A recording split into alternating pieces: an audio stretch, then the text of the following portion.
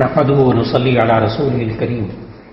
اما بعد فاعوذ بالله من الشيطان الرجيم بسم الله الرحمن الرحيم والمحصنات من النساء الا ما ملكت ايمانكم كتاب الله عليكم واحل لكم ما وراء ذلكم ان تبتغوا باموالكم محصنين غير مسافحين صدق اللہ العظیم۔ آج ہم خلاصہ قرآن حکیم کے سلسلے میں 5ویں پارے کے خلاصہ مضامین کا مطالعہ کر رہے ہیں۔ چوتھے پارے کے آخر میں اللہ تعالیٰ نے ان عورتوں کا ذکر کیا تھا کہ جن سے نکاح کرنا حرام ہے۔ اب 5ویں پارے کے آغاز میں اللہ تعالیٰ یہ ارشاد فرما رہا ہے کہ ان محرمات کے سوا دوسری عورتیں تمہارے لیے حلال ہیں، اس طرح سے کہ یہ تم مال خرچ کر کے ان سے نکاح کر لو، یعنی حق مہر تم مقرر کر لو، بشرطے کہ نکاح سے مقصود عفت اور عصمت قائم رکھنا ہو، صرف خواہشات نفسانی کو پورا کرنا مقصود نہ ہو۔ اللہ تعالیٰ نے یہاں ابتدائی آیات میں ارشاد فرمایا فَمَسْتَمْتَعْتُمْ مِنْهُنَّ، کہ جن عورتوں سے تم فائدہ حاصل کرو۔ ان الفاظ سے بعض لوگوں نے متعہ کے جواز پر استدلال کیا، یعنی موقت نکاح کہ ایک دن، ایک رات، ایک مہینے کے لیے نکاح کر لینا، وقت مقرر کر لینا نکاح کا۔ تو اس آیت سے فَمَسْتَمْتَعْتُمْ کے لفظ سے یہ استدلال اہل سنت والجماعت کے نزدیک یہ باطل ہے۔ اس آیت میں نکاح شرعی کا ذکر ہے، متعہ کا ذکر ہرگز نہیں ہے۔ یہ بات درست ہے کہ زمانہ جاہلیت میں متعہ کا رواج تھا، چونکہ اسلام کے احکام آہستہ آہستہ نازل ہوئے، اسلام میں بھی ابتداءً یہ رواج باقی رہا، لیکن بعد میں واضح طور پر متعہ کی حرمت کا اعلان کیا گیا۔ سنن ابن ماجہ میں اور دیگر احادیث میں نبی صلی اللہ علیہ وسلم نے ارشاد فرمایا، اے لوگو، میں نے تمہیں متعہ کی اجازت دی تھی، لیکن اب اللہ نے قیامت تک کے لیے اسے حرام کر دیا ہے۔ پھر اس کے بعد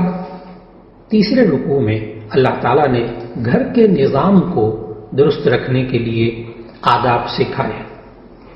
اور ایک یہ ادب سکھایا کہ گھر میں مرد کو قوامیت، الرجال قوامون علی النساء، گھر میں مردوں کو قوام بنایا گیا، یعنی ذمہ دار بنایا گیا۔ یہ درجہ اللہ نے مرد کو دیا ہے، کیونکہ جس گھر کا کوئی سربراہ نہ ہو تو ایسی صورت میں اس گھر کے اندر کوئی نظام نہیں چل سکتا۔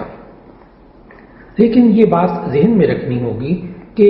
اللہ تعالیٰ نے مرد کو ذمہ دار اور نگران تو بنایا ہے، لیکن اس کو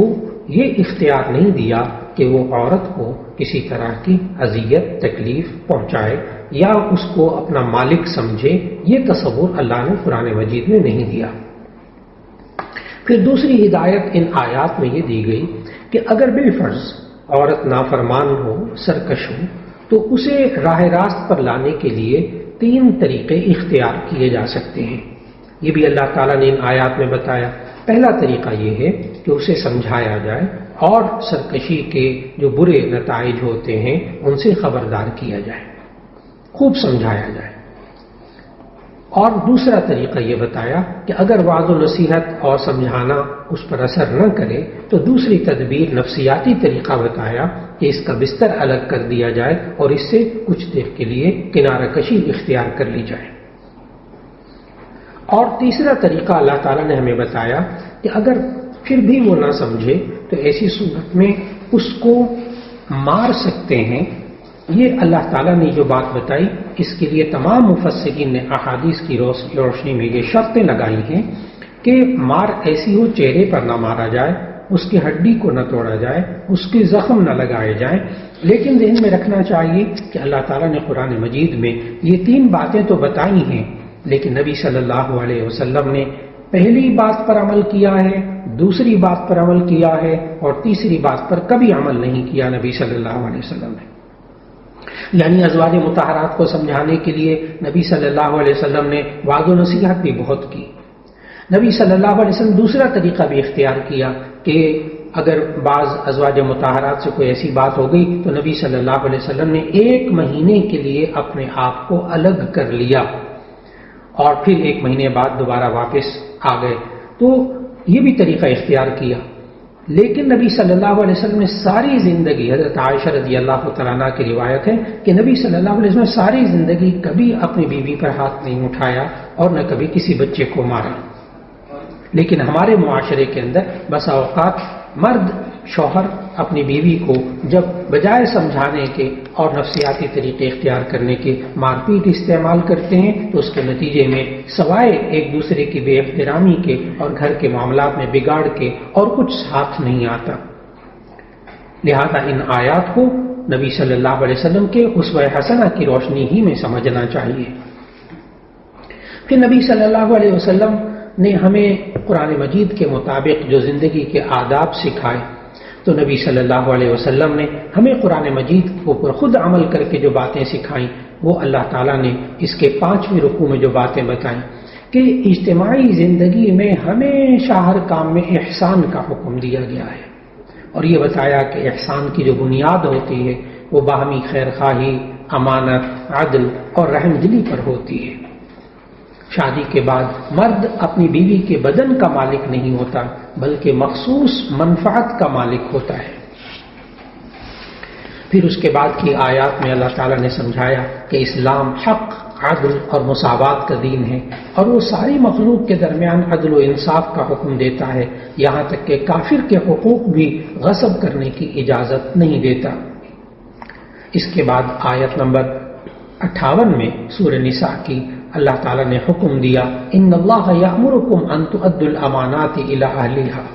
بے شک اللہ تعالیٰ آپ کو حکم دیتا ہے کہ آپ امانت والوں کو ان کی امانت واپس فرما دیں.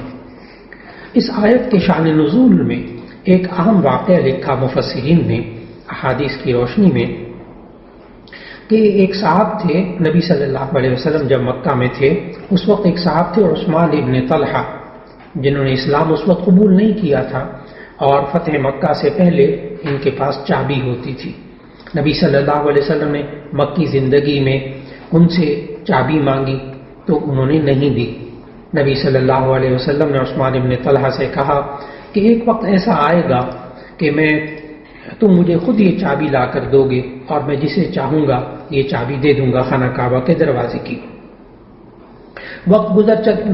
گزرتا چلا گیا. مفسرین نے لکھا کہ عثمان ابن طلحہ یہ اپنے پاس چابی رکھتے رہتے یہاں تک کہ فتح مکہ ہوا اور فتح مکہ کے بعد ظاہر ہے کہ عثمان ابن طلحہ جو ابھی تک اسلام نہیں لائے تھے انہوں نے یہ چابی نبی صلی اللہ علیہ وسلم کو دے دی. خانہ کعبہ کے دروازے کی چابی دینے کے بعد جب یہ جانے لگے تو نبی صلی اللہ علیہ وسلم نے عثمان ابن طلحہ کو کہا اے عثمان ابن طلحہ کیا تمہیں یاد ہے کہ میں نے تمہیں ایک وقت میں کہا تھا کہ تم خود مجھے آ کر یہ چابی دو گے اور میں جس کو چاہوں گا چابی دے دوں گا. اس پر اللہ تعالیٰ نے یہ آیت نازل کی کیونکہ نبی صلی اللہ علیہ وسلم یہ چابی بھی بنو ہاشم کے یعنی اپنے خاندان بنو ہاشم کیونکہ بنو ہاشم کے خاندان کے پاس خانہ کعبہ کی اکثر مصروفیات ذمہ داریاں یہ بنو ہاشم کے پاس تھیں تو نبی صلی اللہ علیہ وسلم نے چاہا کہ خانہ کعبہ کے دروازے کی چابی بھی بنو ہاشم کے پاس ہونی چاہیے.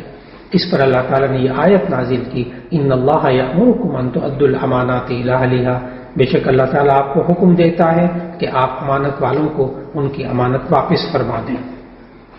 چنانچہ نبی صلی اللہ علیہ وسلم نے عثمان بن طلحہ کو یہ خانہ کعبہ کی چابی دے دی اور آج تک خانہ کعبہ کے دروازے کی جو چابی ہے وہ عثمان بن طلحہ کے خاندان ہی میں چلی آ رہی ہے. پھر اس کے بعد چھٹے رکوع میں ایک واقعہ جس کی طرف اشارہ کیا گیا ان آیات میں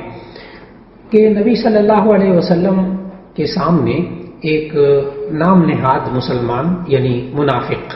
اور ایک یہودی کا مقدمہ پیش کیا گیا تو آپ صلی اللہ علیہ وسلم نے یہودی کے حق میں فیصلہ کر دیا کیونکہ وہ اس کا حق تھا. اب منافق نے یعنی ظاہری طور پر جو مسلمان اپنے آپ کو کہلا رہا تھا اس منافق نے اپنے حق میں فیصلہ نہ آنے کی بنا پر حضرت عمر رضی اللہ تعالیٰ عنہ کی طرف رجوع کیا کہ میں جا کر حضرت عمر سے فیصلہ کرواتا ہوں، حالانکہ نبی صلی اللہ علیہ وسلم فیصلہ کر چکے تھے۔ تو حضرت عمر رضی اللہ تعالیٰ عنہ نے پھر اس کو سزا دی، تو اس پر منافقین نے بڑا شور کیا۔ تو اللہ تعالیٰ نے پھر ہمیں ان چھٹے رکوع کی آیات میں سمجھایا کہ اللہ تعالیٰ نے مسلمانوں کے سامنے اس حقیقت کو خوب اچھی طرح واضح کر دیا ہے کہ کسی بھی شخص کا ایمان اس وقت تک کامل نہیں ہوتا جب تک کہ وہ اللہ اور اس کے رسول صلی اللہ علیہ وسلم کے فیصلوں پر راضی نہ ہو۔ اور یہ بھی بتایا ان آیات میں، آیت نمبر 60 میں، آیت نمبر 65 میں یہ بھی بتایا کہ رسول صلی اللہ علیہ وسلم کی بعثت کا اصل مقصد یہی ہے کہ ان کی اطاعت کی جائے، اس لیے کہ رسول اللہ صلی اللہ علیہ وسلم کی اطاعت حقیقت میں اللہ کی اطاعت ہے۔ لیکن ظاہر منافقین کو رسول اکرم صلی اللہ علیہ وسلم کی پیروی کرنا بڑا بوجھ محسوس ہوتا تھا، لیکن جو مسلمان ہیں وہ بڑی خوش دلی کے ساتھ نبی صلی اللہ علیہ وسلم کے احکامات پر عمل کرتے تھے۔ اس کے بعد 7ویں رکوع میں اللہ تعالیٰ نے مسلمانوں کو جہاد اور قتال کی تیاری کا حکم دیا، اور یہ حکم دیا کہ اپنی نیت میں اخلاص پیدا کریں اور صرف اعلاء کلمت اللہ، اللہ کی رضا اور دین کی سربلندی کے لیے جنگ کریں۔ پھر جہاد کی ترغیب دی گئی ان آیات میں کہ آخر تم جہاد کیوں نہیں کرتے، جبکہ صورت یہ ہے کہ ظلم کی چکی میں پسنے والے مرد، خواتین اور بچے اللہ کے سامنے ہاتھ پھیلا پھیلا کر دعا کر رہے ہیں۔ وہ دعا اس سورت کی آیت نمبر 75 کے اندر موجود ہے کہ اے ہمارے رب، تو ہمیں اس بستی سے نکال دے جہاں کے لوگ بڑے ظالم ہیں، اور اے اللہ تو کسی کو ہمارا مددگار بنا کر بھیج دے۔ عام طور پر جو موت کا خوف ہوتا ہے یہ جہاد کے میدان میں نکلنے کے لیے بڑی رکاوٹ ہوتا ہے، اس لیے اللہ تعالیٰ نے ان آیات میں سمجھایا کہ موت تو کہیں بھی آ سکتی ہے، گھر میں بھی آ سکتی ہے، مضبوط قلعوں میں بھی آ سکتی ہے۔ جہاد میں نہ نکلنا یہ اس کی وجہ سے یہ نہیں ہے کہ آپ جہاد میں نہیں جائیں گے تو موت نہیں آئے گی، بلکہ موت تو کسی وقت بھی آ سکتی ہے۔ تو معلوم ہوا ایک مومن کو موت سے نہیں گھبرانا چاہیے۔ اور پھر منافقین کی سازشوں کا ذکر اللہ تعالیٰ نے تفصیل سے کیا ان آیات کے اندر۔ جہاد اور قتال کی جب ترغیب دی تو اللہ تعالیٰ نے مسلمانوں کو منافقین کی چالوں اور ان کی سازشوں سے چوکنا رہنے کا حکم دیا۔ یہ منافقین وہ ہوتے تھے کہ جو اسلام کا لباس پہن کر، اسلام کو ظاہر کر کے، اپنے آپ کو مسلمان ظاہر کر کے ہمیشہ اسلام اور مسلمانوں کو نقصان پہنچاتے تھے۔ مدینہ منورہ میں جو پہلی اسلامی ریاست اللہ تعالیٰ نے قائم کرنے کی توفیق دی، اس کے خلاف سازشوں میں یہی منافقین تھے جو اس کو نقصان پہنچانے کی کوشش کرتے تھے۔ ایک وقت ایسا آتا ہے کہ مسلمان جو ہے ان منافقوں کے بارے میں فیصلہ کرنے میں کچھ تردد کرتے تھے کہ سورہ نساء کا وہ حصہ نازل ہو گیا جس میں ان کی ذلت آمیز حرکتوں، ان کے خفیہ منصوبوں، ان کے بغض اور حسد پر مبنی جو باتیں ہوتی تھیں ان کو اللہ تعالیٰ نے واضح فرمایا اور بتایا کہ ان منافقین کا اسلام اور مسلمانوں سے کوئی تعلق نہیں ہے۔ اور پھر مسلمان منافقوں کے بارے میں، یعنی جو ظاہری طور پر مسلمان کہلاتے تھے، ان منافقوں کے بارے میں مسلمان سب کے سب ایک ہو جائے اور ان میں کوئی اختلاف نہ رہے۔ دراصل آیت نمبر 88 میں اللہ تعالیٰ ہمیں یہ سمجھا رہا ہے کہ دیکھو فیصلہ کرتے ہوئے تم آپس میں نہ تقسیم ہو جاؤ۔ منافقوں کا ہمیشہ مقصود یہ رہا ہے کہ مسلمانوں کو آپس میں تقسیم کر دیں۔ اللہ تعالیٰ نے آیت 88 میں یہ فرمایا تمہیں کیا ہو گیا ہے کہ تم منافقوں کے بارے میں دو گروہ ہو رہے ہو، اور اللہ نے ان کی حرکتوں کی وجہ سے ان کو الٹ دیا ہے۔ یعنی اے مسلمانوں تم منافقوں کے بارے میں دو گروہوں میں کیوں تقسیم ہو گئے؟ کیونکہ اس وقت ہوا یہ کہ ایک گروہ یہ کہتا تھا کہ ان منافقین کو قتل کرنا چاہیے کیونکہ ہمارے دشمن ہیں، اور دوسرا گروہ یہ کہتا تھا کہ ان کے بارے میں نرم پہلو ذرا اختیار کرنا چاہیے، نرم گوشہ رکھنا چاہیے، کیونکہ بہرحال وہ اسلام ظاہر کرتے ہیں اور ہمارے دینی بھائی ہیں۔ اللہ تعالیٰ نے ان کے نفاق اور معصیت کی وجہ سے دوبارہ کفر کی طرف ان کو واپس لوٹا دیا ہے۔ اللہ تعالیٰ نے پھر ان کی برائی بیان کی۔ اس کے بعد اللہ تعالیٰ نے حقیقت واضح کرتے ہوئے منافقین کے بارے میں بتایا کہ دراصل آیت نمبر 889 میں آیت نمبر 89 میں اللہ تعالیٰ نے بتایا کہ یہ منافق یہ چاہتے ہیں کہ جیسے وہ خود کافر ہیں تم بھی کافر بن جاؤ، پھر تم دونوں برابر ہو جاؤ، بس ان میں سے کسی کو دوست نہ بناؤ جب تک کہ وہ اللہ کی راہ میں ہجرت نہ کریں، بس اگر وہ منہ پھیریں تو انہیں پکڑو اور جہاں بھی پاؤ انہیں قتل کر دو اور کسی کو دوست اور مددگار نہ ٹھہراؤ۔ پھر اس کے بعد 10ویں رکوع میں اللہ تعالیٰ نے مؤمن کے قتل عمد کی سزا بتائی اور اس کے لیے اللہ تعالیٰ نے بہت سخت سزا بیان فرمائی۔ اللہ تعالیٰ نے آیت نمبر 93 میں ارشاد فرمایا، جو کوئی کسی مؤمن کو جان بوجھ کر قتل کرے اس کی سزا جہنم ہے جس میں وہ ہمیشہ رہے گا، اس پر اللہ کا غضب اور اس پر اللہ کی لعنت ہوگی اور اس کے لیے اللہ نے بڑا عذاب تیار کر رکھا ہے۔ پھر اللہ تعالیٰ نے اگلی آیات میں جہاد کی اہمیت اور مجاہدین کی فضیلت بیان کی، اور اللہ تعالیٰ نے فرمایا کہ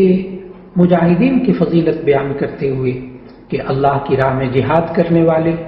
اور ہاتھ پر ہاتھ رکھ کر بیٹھ رہنے والے یہ دونوں برابر نہیں ہو سکتے۔ پھر اللہ تعالیٰ نے ہجرت کا ذکر کیا، آیت نمبر 97 سے اللہ تعالیٰ نے ہجرت کا ذکر کرتے ہوئے فرمایا کہ جو شخص قدرت کے باوجود دارالکفر سے دارالاسلام کی طرف نہیں ہجرت کرتا اور اس کی اس حالت میں موت آ جاتی ہے تو اس کا ٹھکانہ جہنم ہے۔ اس کی وجہ یہ ہوئی کہ دراصل نبی صلی اللہ علیہ وسلم نے جب ہجرت کی تو ایسی صورت میں جو توفیق رکھنے والے ایمان والے تھے ان سب نے نبی صلی اللہ علیہ وسلم کے ساتھ ہجرت کی، بعض نے پہلے ہجرت کی، بعض نے بعد میں بھی ہجرت کی، لیکن بعض چونکہ بیمار تھے جیسے حمزہ ابن قیس رضی اللہ تعالی عنہ، یہ بہت بیمار تھے۔ جب ہجرت کی آیات نازل ہوئیں تو حضرت یہ حمزہ ابن قیس رضی اللہ تعالی عنہ یہ چونکہ بیمار تھے تو بڑے پریشان ہوئے، چلنے پھرنے کے قابل نہیں تھے، تو انہوں نے اپنے بیٹوں سے کہا کہ مجھے چرپائی پر ڈال کر مدینہ منورہ لے جاؤ، میں مکے میں ایک رات بھی نہیں گزاروں گا۔ تو انہیں چارپائی پر ڈال کر مدینہ منورہ لے جانے لگے، لیکن مکے سے نکلتے ان کا انتقال ہو گیا۔ اس پر سورہ نساء کی آیت نمبر 100 میں اللہ تعالیٰ نے فرمایا، اور جو شخص اللہ اور اس کے رسول صلی اللہ علیہ وسلم کی طرف ہجرت کر کے گھر سے نکل جائے پھر اس کو موت آ جائے تو اس کا ثواب اللہ کے ذمے ہو چکا اور اللہ بخشنے والا مہربان ہے۔ پھر اس کے بعد کی آیات میں اللہ تعالیٰ نے صلاۃ الخوف کا ذکر کیا اور مسافر کی نماز کا ذکر کیا۔ اللہ تعالیٰ نے سمجھایا کہ جب انسان زمین پر سفر کرے تو ایسی صورت کے اندر اس کو چاہیے کہ وہ قصر نماز پڑھے۔ سفر کی جو مدت ہے یعنی سفر کی جو مسافت ہمیں احادیث سے معلوم ہوتی ہے وہ یہ کہ انسان 48 میل یا 77 کلومیٹر تقریباً اگر جانے کا ارادہ کر لے تو ایسی صورت میں اس انسان کو پھر 4 رکعت والی فرض نماز 2 رکعت پڑھنی چاہیے۔ یہ اللہ تعالیٰ نے قصر کا حکم ہمیں سورہ نساء کے اندر عطا فرمایا۔ پھر اس کے بعد اللہ تعالیٰ نے 13ویں رکوع میں ایک مشہور واقعے کے متعلق بتایا کہ اصل میں ہوا یوں کہ ایک شخص نے چوری کر کے ایک یہودی پر بہتان لگا دیا، تو اس نے اور اس کے رشتہ داروں نے جب باتیں بنائیں تو نبی صلی اللہ علیہ وسلم کی باتوں سے متاثر ہوئے۔ قریب تھا کہ نبی صلی اللہ علیہ وسلم اس یہودی کے خلاف فیصلہ کر دیتے کہ اللہ تعالیٰ نے یہ آیات نازل فرمائی کہ آپ ایسے لوگوں کا ساتھ دینے اور ان کی وکالت بالکل نہ کریں، اور پھر یہ بھی فرمایا کہ آپ مقدمے میں شریک نہ ہوں ان لوگوں کے، اور اللہ تعالیٰ بے شک بڑا بخشنے والا بڑا مہربان ہے۔ یہ آیات اور یہ واقعہ یہ عدل و انصاف کی تاریخ میں ایک اہم واقعہ ہے کہ اصل میں ایک یہودی تھا ایک طرف اور دوسری طرف ایک ظاہری طور پر مسلمان یعنی منافق، ان دونوں میں جھگڑا ہوا۔ جب آپ صلی اللہ علیہ وسلم کا میلان ظاہری طور پر وہ جو اسلام جس نے قبول کیا تھا اس کی طرف ہوا یعنی منافق کی طرف، تو اس پر اللہ تعالیٰ نے آپ صلی اللہ علیہ وسلم کو یہ فرمایا۔ ان آیات کے نازل ہونے کے بعد یہ شخص جس نے چوری کی تھی یہ مکہ بھاگ گیا، دوبارہ واپس چلا گیا، مکہ جا کے مرتد ہو گیا۔ تو اللہ تعالیٰ نے 15ویں رکوع میں آیت نمبر 116 میں پھر یہ ارشاد فرمایا، جو کہ قیامت تک کے لیے اصول اللہ تعالیٰ نے بنا دیا کہ ان اللہ لا یغفر ان یشرک بہ ویغفر ما دون ذلک لمن یشاء، کہ اللہ تعالیٰ مشرک کو نہیں بخشے گا، باقی ہر ایک کو بخش دے گا۔ یہاں ذہن میں رکھنا چاہیے کہ سب سے بڑا ظلم اللہ نے قرآن مجید میں وہ شرک کو قرار دیا، ان الشرک لظلم عظیم، کہ شرک بہت بڑا ظلم ہے، اور اللہ تعالیٰ مشرک کو نہیں بخشے گا، باقی ہر ایک کو بخش دے گا۔ لیکن یہ تب ہے جب کہ شرک کی حالت میں انسان کی موت واقع ہو جائے، ورنہ اگر انسان شرک کرتا رہا کئی سال، 10 سال، 20 سال، 50 سال، ایک زندگی گزر گئی اس کی شرک میں، لیکن پھر توبہ کر لے اپنی زندگی کے اندر شرک سے، اور پھر دوبارہ وہ شرک نہ کرے، تو اللہ تعالیٰ اس کی اس گناہ کو بھی معاف فرما دیتا ہے۔ تو معلوم ہوا کہ تمام گناہوں میں سب سے بڑا جو گناہ ہے وہ ہے شرک۔ اگر زندگی میں انسان اس سے بھی توبہ کر لے اور آئندہ نہ کرے تو ایسی صورت میں اللہ تعالیٰ وہ بھی معاف فرما دیتا ہے۔ پھر آیا اللہ تعالیٰ نے اگلی آیات میں بتایا کہ انسان کیوں سرکش ہو جاتا ہے، اللہ کے احکام کو کیوں اپنے پاؤں تلے روندتا ہے۔ اللہ تعالیٰ نے سمجھایا کہ دراصل انسان شیطان کی پیروی کرنے لگ جاتا ہے، اور شیطان اس کو ہدایت کے راستے سے بہت دور لے جاتا ہے، صرف اس وجہ سے انسان بہک جاتا ہے۔ پھر اللہ تعالیٰ نے اگلی آیات میں حضرت ابراہیم علیہ السلام کا تذکرہ کیا کہ جس شخص کو ہدایت ملے گی تو وہ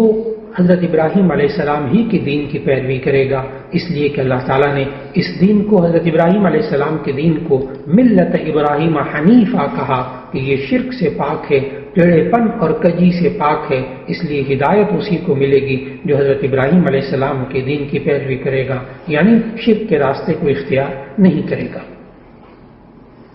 پھر 16ویں رکوع میں اللہ تعالیٰ نے دوبارہ سورہ نساء کے اندر عورتوں کا تذکرہ کیا، عورتوں سے متعلق احکامات کا ذکر کیا، اور اللہ تعالیٰ نے سمجھایا کہ عورتوں پر ظلم کرنے اور ان کے حقوق کو غصب کرنے سے اللہ تعالیٰ نے منع فرمایا، اور ساتھ یہ بھی سمجھایا کہ اگر میاں بیوی کے درمیان کبھی اختلاف ہو جائے تو انہیں آپس میں صلح کر لینی چاہیے کہ صلح ہی اچھا راستہ ہے۔ یہاں تک کہ اگر گھریلو زندگی کے اندر کبھی آپس میں اختلافات ہو جائیں تو اللہ تعالیٰ نے ہمیں اس کا ادب بھی سکھایا۔ آج کل ہمارے معاشرے کے اندر بسا اوقات ایسا ہوتا ہے کہ شادی بیاہ کے معاملات میں لڑکا اور لڑکی یہ یوں کہتے ہیں، میاں بیوی یا ہونے والے میاں بیوی یا نوجوان لڑکے اور لڑکی شادی کرنے میں بھی اپنی مرضی کو استعمال کرتے ہیں، وہاں بھی ان سے غلطی ہو جاتی ہے، ماں باپ کو شریک نہیں کرتے اپنی مرضی میں۔ اور دوسرا یہ ہوتا ہے کہ جب ان کے آپس میں اختلافات ہوتے ہیں تو یہ انسان کہتا ہے زندگی تو ہم نے گزارنی، ہم فیصلہ کریں گے، پھر یہ اپنے ماں باپ کو اور بڑوں کو بیچ میں نہیں ڈالتے، پھر وہاں غلطی ہو جاتی ہے۔ اللہ تعالیٰ نے ہمیں ان آیات میں سکھایا ان خفتم شقاق بینہما فبعثوا حکما من اہلہ وحکما من اہلہا ان یریدا اصلاحا یوفق اللہ بینہما، کہ اگر تمہیں ڈر ہو کہ آپس میں یہ لڑائی زیادہ بڑھ جائے گی میاں بیوی کی، تو ایسی صورت میں فبعثوا حکما من اہلہ، تو ایک حکم فیصلہ کرنے والا لڑکے والوں کی طرف سے مقرر کر لیں اور ایک حکم لڑکی والوں کی طرف سے مقرر کر لیں، ان یریدا اصلاحا، اگر یہ آپس میں صلح چاہتے ہوں گے، یوفق اللہ بینہما، اللہ ان کے درمیان موافقت عطا فرما دے گا۔ تو معلوم ہوا کہ آپس میں میاں بیوی کو خود سری سے اور خود اپنی رائے سے فیصلہ کرنے کے بجائے جب انسان چاہتا ہے کہ یہ زندگی بس جائے اور یہ گھر بس جائے تو ایسی صورت کے اندر انسان کو پھر آپس میں بزرگوں کو درمیان میں ڈال لینا چاہیے، وہ بزرگ جو حکم ہوں یعنی فیصلہ کرنے کی صلاحیت رکھتے ہوں اور ان رشتوں کو نبھانے اور جوڑنے کی فکر کرتے ہوں۔ تو اللہ تعالیٰ نے قرآن مجید کی ان آیات میں فرمایا کہ پھر اللہ تعالیٰ ان کے درمیان انشاءاللہ العزیز صلح پیدا کر دے گا۔ اور عام طور پر یہی ہوتا ہے کہ میاں بیوی میں لڑائیاں ہوتی ہیں اور پھر خود فیصلے کر لیتے ہیں، پھر اس کے بعد پچھتاتے ہیں، کچھ عرصے کے بعد پھر یہ سوچتے ہیں کاش ہماری زندگی دوبارہ واپس لوٹ آئے۔ لیکن اگر یہی بڑوں کو بیچ میں ڈالا ہوتا قرآن مجید کی ان آیات کے مطابق تو ایسی صورت میں بعد کی شرمندگی سے بچ سکتے تھے۔ پھر اس کے بعد اللہ تعالیٰ نے اس کے اندر سورہ نساء کے 20ویں اور آخری رکوع کے اندر اللہ تعالیٰ نے ہمیں سمجھایا کہ اے ایمان والو، تم آپس میں انصاف کرنے والے بن جاؤ، اور اگر گواہی بھی دو تو ایسی صورت میں سچی گواہی دو، اگرچہ اپنے آپ کے خلاف گواہی دینے پڑے، یا ماں باپ ہوں یا رشتہ دار ہوں، تب بھی سچی گواہی دو، اور اس کی وجہ سے اس گواہی سے نہ رخ پھیرنا۔ پھر اس کے بعد اللہ تعالیٰ نے آیت نمبر 136 میں ہمیں یہ بتایا کہ انسان کو کن باتوں پر ایمان رکھنا چاہیے۔ اللہ تعالیٰ نے سمجھایا، من یکفر باللہ وملائکتہ وکتبہ ورسلہ والیوم الآخر فقد ضل ضلالا بعیدا، کہ جو شخص اللہ کا انکار کرتا ہے، فرشتوں کا انکار کرتا ہے، آسمانی کتابوں کا انکار کرتا ہے، رسولوں کا انکار کرتا ہے اور آخرت کا انکار کرتا ہے، تو وہ کھلی گمراہی میں جا پڑا۔ یہ وہ 5 چیزیں ہیں جب ہم ایمان مفصل پڑھتے ہیں کہ کن 5 باتوں پر ایمان لانا چاہیے، تو اسی ترتیب سے اللہ تعالیٰ نے یہاں ایمان مفصل کا ذکر فرمایا۔ بہت دفعہ یہ سوال ذہن میں آتا ہے کہ ہم جو 5 باتوں پر ایمان رکھتے ہیں اس کا ذکر قرآن مجید میں کہاں ہے؟ تو وہ کئی جگہ ہے، لیکن سورہ نساء کی آیت نمبر 136 میں بالکل اسی ترتیب کے ساتھ وہ 5 چیزیں موجود ہیں۔ آمنت باللہ، آمنت میں ایمان لایا، اس کے بعد باللہ و ملائکتہ و کتبہ و رسلہ والیوم الآخر، اور یہ 5 چیزیں بالکل اسی ترتیب سے ان آیات کے اندر موجود ہیں۔ پھر اس کے بعد اللہ تعالیٰ نے اس سورہ نساء کے آخری رکوع میں، سورہ نساء کے اس 20ویں رکوع میں، یعنی 5ویں پارے کے آخری رکوع کے اندر اللہ تعالیٰ نے پھر ہمیں سمجھایا منافقین کے بارے میں، اور منافقین کے برا ہونے کے بارے میں ہمیں سمجھایا کہ یہ منافق، ذہن میں رکھیے گا کہ منافق جو ہیں وہ 2 طرح کے ہوتے ہیں، ایک منافق اعتقادی، ایک منافق عملی۔ عقیدے کے اعتبار سے منافق یعنی ذہن کے اندر، اپنے دل کے اندر ایمان نہ رکھنا اور زبان سے کہنا ہم ایمان لائے، یہ نبی صلی اللہ علیہ وسلم کے زمانے میں یہ جو منافق ہوتے تھے ان کا نفاق اللہ تعالیٰ ظاہر کر دیتا تھا، وحی کے ذریعے نبی صلی اللہ علیہ وسلم کو بتا دیتا تھا کہ یہ منافق ہیں، ظاہری طور پر ایمان لائے، اندر سے مومن نہیں ہیں۔ لیکن آج ہم چونکہ وحی کسی پر نہیں اب آتی، وحی کا دروازہ بند ہو چکا، رسالت کا دروازہ بند ہو چکا، اس لیے ہم کسی کو اب منافق اعتقادی نہیں کہہ سکتے۔ ہاں، نبی صلی اللہ علیہ وسلم نے جو منافق کی نشانیاں بتائی ہیں، وہ ان نشانیوں کو سامنے رکھتے ہوئے ہم کسی کو یہ تو کہہ سکتے ہیں کہ اس کے منافقوں والے کام ہیں، لیکن ہم یہ نہیں کہہ سکتے کہ یہ فلاں منافق ہے۔ یہ آج کل معمول ہے کہ لوگ ذرا ذرا سی بات پر جو ہے وہ ایک دوسرے کو منافق کہتے ہیں، تو منافق نہیں کہنا چاہیے، اس لیے کہ جو منافق اعتقادی ہوتا ہے، سورہ نساء کے اندر آیت نمبر 142 میں اللہ تعالیٰ نے اس کی بڑی برائی بیان کی، ان المنافقین یخادعون اللہ وهو خادعهم، کہ یہ اللہ کو دھوکہ دیتے ہیں، اللہ ان کو دھوکہ دیتا ہے، یعنی یہ اتنے برے ہیں کہ ایسی صورت کے اندر ان المنافقین فی الدرک الاسفل من النار، کہ یہ جہنم کے سب سے نچلے درجے میں جا کر یہ منافق رہیں گے۔ پھر اس کے بعد اس 5ویں پارے کی آخر میں اللہ تعالیٰ نے ہمیں ایک اہم حکم دیا، زندگی کے اندر ایک اہم بات سمجھائی، بالکل آخری آیت ہے یہ 5ویں پارے کی، اس کا ضرور مطالعہ کرنا چاہیے کہ اللہ تعالیٰ نے فرمایا ما یفعل اللہ بعذابکم ان شکرتم وآمنتم، کہ اللہ تمہارے ساتھ کیا کرے گا اگر اللہ تمہیں عذاب دے دے گا، ان شکرتم وآمنتم، اگر تم شکر کرو گے اللہ کا اور تم ایمان لاؤ گے، وکان اللہ شاکرا علیما، اللہ تعالیٰ بڑا قدر کرنے والا اور خوب جاننے والا ہے۔ معلوم ہوا ایک انسان اللہ کا شکر ادا کرتا رہے اور ایک اللہ پر ایمان رکھے، تو ایسی صورت میں اللہ کو کوئی مزہ نہیں آتا کہ وہ اپنے بندوں کو عذاب دے۔ بندہ اپنے اعمال کو درست رکھے، اللہ کبھی انسان کو عذاب میں مبتلا نہیں رکھے گا۔ اس انسان کو اپنے ایمان پر اور اپنے عمل پر بھرپور توجہ دینی چاہیے، اور ہمیں اس پارے کے آخری آیات سے یہ بات سمجھ میں آئی کہ اللہ تعالیٰ نے جو منافقوں والے کام بتائے وہ انسان کو نہیں کرنے، ایک مسلمان کو نہیں کرنے چاہیے۔ ایک ایمان والے شخص کو ہمیشہ اپنے اعمال کو قرآن و سنت کے مطابق رکھنا چاہیے، پھر انشاءاللہ اس انسان کو اللہ تعالیٰ آخری سانس تک ایمان کی دولت عطا فرمائے رکھے گا۔ اللہ رب العزت ہم سب کو زندگی کے آخری سانس تک ایمان پر قائم رہنے کی توفیق عطا فرمائے۔ وآخر دعوانا